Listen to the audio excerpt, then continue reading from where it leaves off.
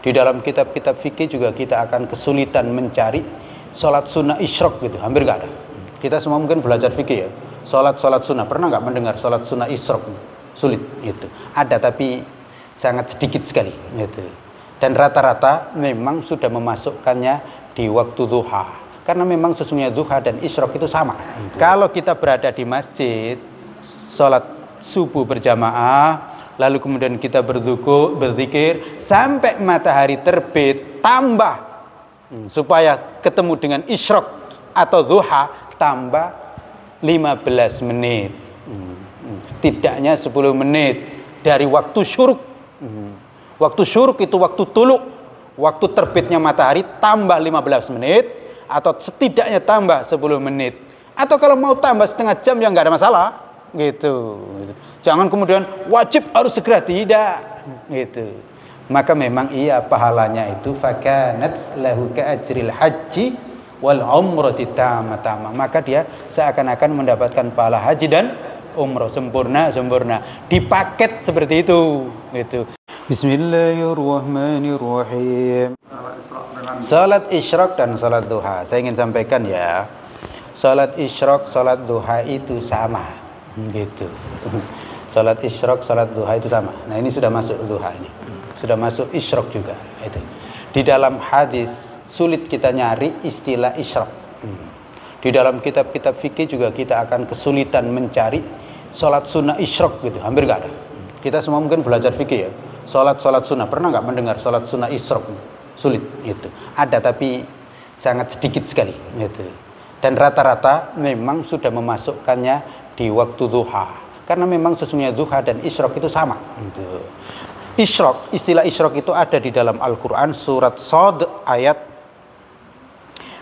berapa? Ayat 18 itu. Inna sakharnal jibala ma'ahu yusabbihna bil ashiyyi wal isyraq gitu. Sesungguhnya kami tundukkan jibal, gunung, bersama dengan Nabi Daud itu. Yusabbihna, mereka semuanya itu bertasbih di waktu sore dan di waktu isyraq gitu. Ini gitu. Jadi di zaman Nabi Daud itu yang tasbih dan mungkin juga yang sholat isyraq itu sampai gunung gitu.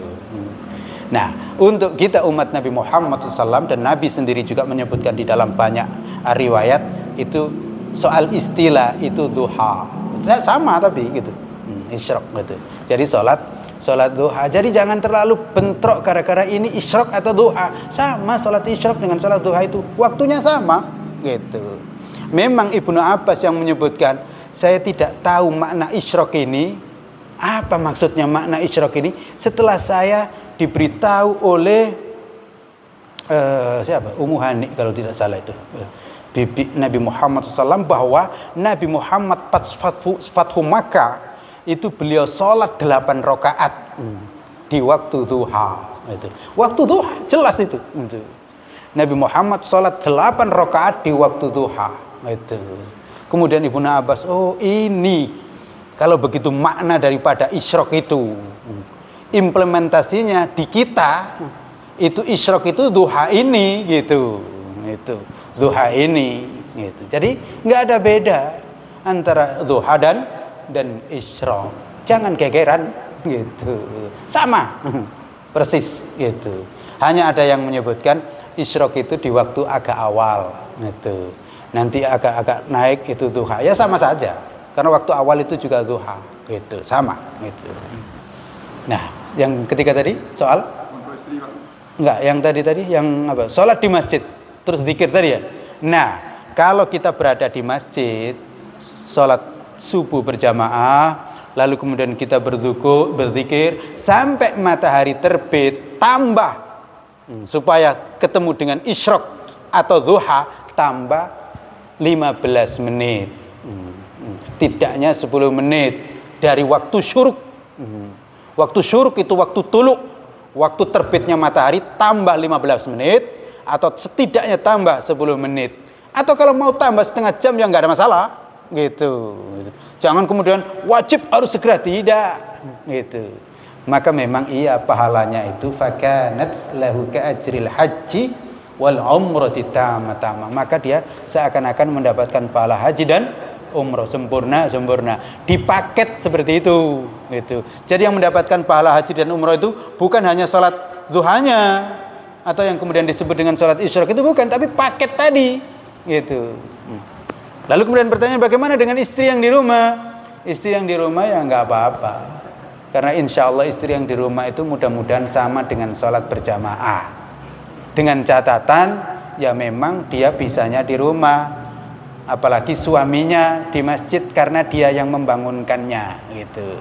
Jadi sebenarnya memang perempuan tuh enak gitu. Kalau suami ke masjid kok dia itu bagi tugas jaga rumah, insya Allah dapat pahala sholat di masjid gitu. Dan kemudian nanti kok sholat duha di rumah berzikir dan sebagainya, mudah-mudahan juga dapat pahala haji dan umroh itu. Jadi nggak usah khawatir. Kaum wanita yang sholat di rumah dalam rangka menjaga diri, menjaga rumah gitu, dan sholat gitu di rumah itu gitu, bukan hanya masak saja gitu, sholat berzikir, insya Allah ya dapat pahala itu gitu.